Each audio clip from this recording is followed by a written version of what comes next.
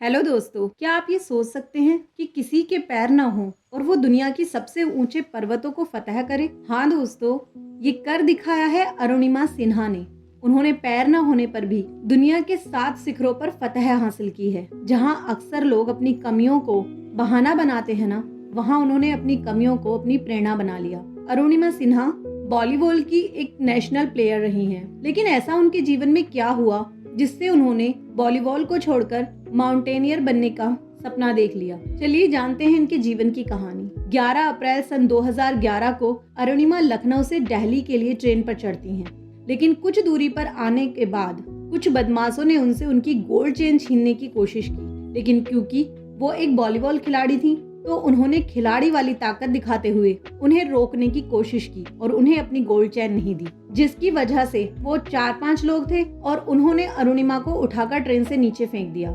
ये उनके साथ बहुत बुरा हुआ, लेकिन उससे भी ज्यादा बुरा ये हुआ कि जब उन्हें फेंका गया तब दूसरी साइड से भी ट्रेन आ गई। उस ट्रेन से टक्कर होकर अरुणिमा नीचे गिरी। जब ट्रेन गुजर गई और वह कुछ होश में आई तो उन्होंने उठने की कोशिश की तो देखा कि उनका एक पैर कट चुका है और वो जींस में से नीचे लटक रहा है। जब उन्होंने दूसरा पैर देखा तो वो भी पूरी तरह से टूट चुका था। इसमें से हड्डियां जींस के बाहर झांक रही थी, बिखर रही थी। उनकी दोनों एल्बोज टूट चुकी थी। अब वो समझ तो सब पा रही थी पर मूव कुछ भी नहीं कर पा रही थी। वहाँ कोई नहीं था जो उनकी मदद कर सकता।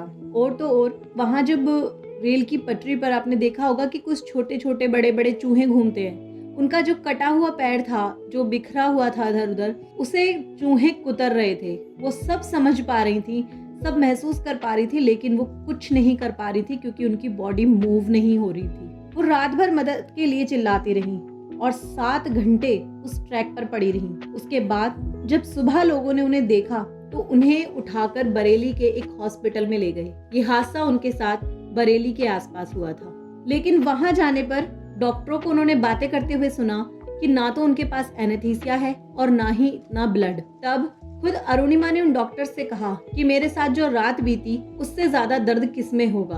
आप तो मेरा पैर अच्छे के लिए काटेंगे, इसलिए आप बिना एनेस्थीसिया के ही मेरे पैर को काट दीजिए। आपने कभी नहीं सुना होगा कि डॉक्टर्स खुद पेशेंट के लिए ब्लड दे, लेकिन अरुणिमा की ये बात सुनकर उन डॉक्टर्स ने अरुणिमा को ब्लड दिया और बिना एनेस्थीसिया के ही उनके पैर काट दिए। अरुणिमा कहती हैं कि उस रात से ज्यादा दर्द भरा उनके लिए कुछ नहीं था। तब तक ये बात फैल चुकी थी कि वो एक वॉलीबॉल प्लेयर हैं और तब उन्हें अच्छा ट्रीटमेंट मिलना शुरू हुआ और उसके बाद उन्हें एम्स दिल्ली लाया गया, जहां पर उनका इलाज चला। वहां पर भी डॉक्टरों ने कह दिया था कि आर्टिफिशियल लेग के साथ कम से कम चलने में इंसान को 2 से 3 साल लग जाते हैं। लेकिन जब वो उस दर्द से गुजर रही थी तभी उन्होंने मीडिया के कुछ न्यूज देखी, कुछ न्यूज़पेपर्स पढ़े, कुछ टीवी पर न्यूज देखी जिसमें कहा जा रहा था, मोटे मोटे शब्दों में लिखा था कि अरुणिमा के पास टिकट नहीं था इसलिए वो ट्रेन से कूद गई। अरुणिमा सुसाइड करने जा रही थी इसलिए ट्रेन से कूद गई। सच कोई नहीं जानता था, लेकिन कहानियां सबके पास बड़ी बड़ी थी। आप खुद सोच कर देखिए ना, किसी लड़की का पैर कट जाए तो उसकी फैमिली और वो खुद किस हालत में होगी। और उस हालत में हमारे मीडिया वाले किसी की भी दुखती नस को बहुत अच्छे से दुखाना जानते हैं। वो ऐसे में अरुणिमा कई दिन रोती रही, चीख चिल्लाकर बताना चाहती थी लोगों को कि ऐसा कुछ नहीं हुआ, पर उनकी आवाज किसी तक नहीं पहुंचती थी। लेकिन तब उन्होंने खुद को संभाला और ये प्रण ले लिया कि आज इन लोगों का वक्त है और एक दिन मेरा वक्त आएगा, तब लोगों को मेरी बात सुनना होगा। और तब उन्होंने माउंट एवरेस्ट फतह करने का सपना देख लिया। कहते ना कि उस पल में जब लोग ये सोचते हैं कि अब उन्हें व्हीलचेयर से चलना होगा, कि बैसाखी का सहारा मिलेगा या लोग उन्हें कंधे पर संभालेंगे, तब वो लड़की माउंट एवरेस्ट का सपना देख रही थी। उसके पैर कट गए थे पर उसका हौसला नहीं कटा था, बल्कि और ज्यादा बढ़ गया था। वो दिमागी रूप से और मजबूत बनने की कोशिश कर रही थी। वो कहती हैं कि जिस वक्त मेरे लिए बेड पर लेटना भी मुश्किल था क्योंकि मेरी स्पाइन भी टूट गई थी, उस वक्त मैं ये सपना देख रही थी। वो कहते हैं कि उन्होंने इस वक्त सोचा कि अगर भगवान ने मुझे इतने बड़े हादसे से बचाया है तो मेरे बारे में जरूर कुछ बड़ा ही सोच रखा होगा। और यही भावना मन में लेते हुए वो हॉस्पिटल से सीधे मैडम बिछेंद्री पाल से मिलने चली गई, जिन्होंने 1984 में एवरेस्ट सबमिट किया था। तब मैडम बिछेंद्री पाल ने उनकी हालत देखते हुए, जिनके पैर ही नकली था और एक पैर में रोड थी, उनकी हालत देखते हुए जब ये सुना कि वो एवरेस्ट पर चढ़ना चाहती हैं, तो वो सुनकर उनकी आंखों में आंसू आ गए और उन्होंने कहा कि अरुणिमा, तुम एवरेस्ट पर सबमिट तो कर चुकी हो, अगर तुमने ये सोच लिया है तो अब तो बस ये लोगों को दिखाना है। और तब उनके परिवार के अलावा मैडम बिछेंद्री पाल ने उन पर भरोसा किया। लोग उन्हें पागल कहते थे, ऐसा किसी ने भी कसर नहीं की उनके हौसले को तोड़ने में, क्योंकि जब आप कुछ अलग करना चाहते हैं तो बहुत सारे लोग खड़े हो जाते हैं ये कहने के लिए कि आपसे नहीं होगा। और जहां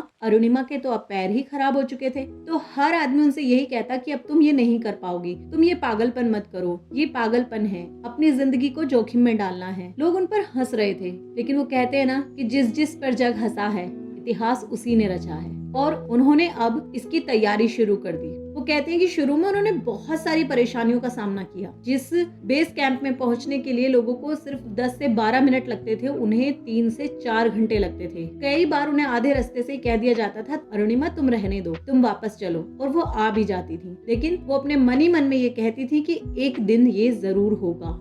और नेक्स्ट 8 महीने बाद वो उस बेस कैंप में पहुंचने वाली सबसे पहली होती थी। जहां डॉक्टर मानते थे कि ऐसे पैरों से चलने में 3 से 4 साल का समय लग सकता है, वहीं अरुणिमा ने 21 मई 2013 को एवरेस्ट फतह कर लिया। 11 अप्रैल 2011 को उनके पैर कटे थे और 21 अप्रैल 2013 को वो माउंट एवरेस्ट की चोटी पर थी। कैसे? लोगों का कहना है कि वो पैरों से चलकर गई थी, लेकिन अरुणिमा कहती हैं कि नहीं, उन्होंने वो विजय पैरों से हासिल नहीं की, बल्कि उन्होंने वो अपने दिल से और अपने दिमाग से हासिल की थी। ऐसा नहीं है कि उन्हें उस ऊंचाई पर चढ़ते हुए डर नहीं लगा, वो बहुत डरती थी। जब वो चढ़ाई कर रही थी तो बहुत सारी डेड बॉडीज उनके आसपास पड़ी हुई थी और वो उन्हें देखकर बहुत डर गईं। वो ये मन ही मन में सोचने लगी कि ये लोग भी उसी सपने को पूरा करने आए थे जिसे मैं करने जा रही हूँ। ये लोग तो बिल्कुल सही थे और मेरे तो पैर भी नहीं है, फिर ये कैसे होगा? कहते ना कि एक जगह पर जाकर हर किसी का हौसला डगमगा जाता है, और वही अरुणिमा के साथ भी हो रहा था। लेकिन उन्होंने अपनी हिम्मत को बटोरा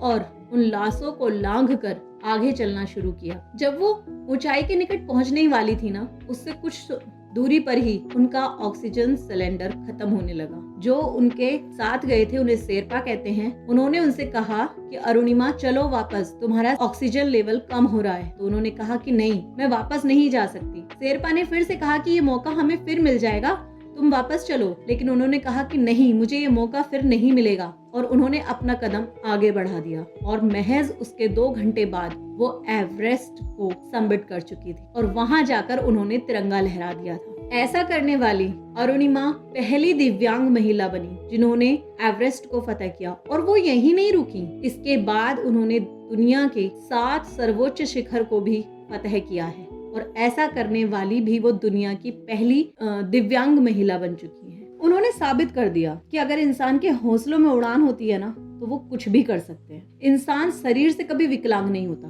वो एक्चुअल में विकलांग अपने दिमाग से होता है। आज ये कहानी में क्यों लेकर आई? क्योंकि उनका ये जीवन बहुत बड़ी सीख देता है। आपने अपने चारों तरफ हजारों लोगों को देखा होगा जिनके छोटी मोटी कुछ कमियां शरीर में होती हैं और वो रोड साइड पर बैठकर हाथ फैला लेते हैं, और ये करना सबसे आसान है, लेकिन उन्होंने सबसे मुश्किल चुनौती को चुना। अगर आपने अपने मन में ये फैसला कर लिया ना कि आप कुछ भी कर सकते हैं, तो आप कुछ भी कर सकते हैं। और इसी जज्बे के लिए उन्हें सन 2015 में पद्मश्री से भी सम्मानित किया गया। दोस्तों, इनके जीवन आपको बहुत बड़ी सीख देता है। इस कहानी के साथ मैं बस इतना ही कहना चाहूंगी कि आप भी अपने हौसलों पर अड़े रहिए। दुनिया अगर आपको पागल कहती है तो कहने दीजिए। और एक और चीज कि जो आपके आलोचक होते हैं ना, वही आपके सच्चे शुभचिंतक होते हैं। शायद अगर उस दिन मीडिया वालों को ना सुना होता तो अरुणिमा इतना बड़ा फैसला ना कर पाती। इसीलिए वो सबसे बड़ा थैंक्स अपने आलोचकों को ही कहती हैं। इसलिए आप भी उन लोगों पर ध्यान मत दीजिए जो आपको नीचे गिरा रहे हैं, बल्कि अपने सपनों की तरफ बढ़िए। अगर वीडियो पसंद आया हो तो प्लीज उसे लाइक कीजिए, शेयर कीजिए और हमारे चैनल को सब्सक्राइब कीजिए।